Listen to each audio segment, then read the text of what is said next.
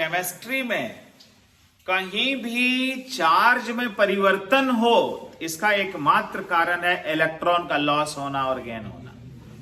Redux में मैंने बताया, ये लाइन को समझना। केमिस्ट्री में मान लो कि ये HNO3 है, हम बहुत अच्छे से बताए हैं लेकिन फिर से रिकॉल कर रहे हैं। और मान लो ये HNO2। अब कॉमन सेंस की बात है कि यहां +5 है, कॉमन सेंस की बात, और यहां +3 है। तो +5 से +3 का मतलब हुआ रिडक्शन, है ना, यानी इसका मतलब हुआ कि रिडक्शन। रिडक्शन का मतलब हम समझ पा रहे हैं कि वो इलेक्ट्रॉन गेन किया है, gain of electron, reduction.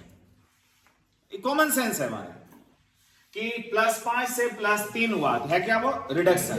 Gain of electron is called reduction, यानी +5 से +3 आने में वो 2 इलेक्ट्रॉन गेन किया होगा। श्योर एंड सर्टेन रहो कि वो 2 इलेक्ट्रॉन गेन किया होगा।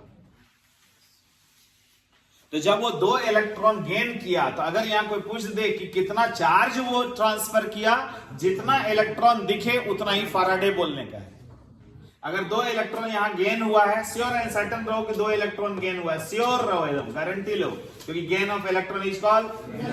तो 2 इलेक्ट्रॉन गेन हुआ है, यानी समझ लो इसी को कहते हैं 2 मोल इलेक्ट्रॉन, इसी को कहते हैं 2 फैराडे, इसी को कहते हैं 2 × 96,500 कूलम।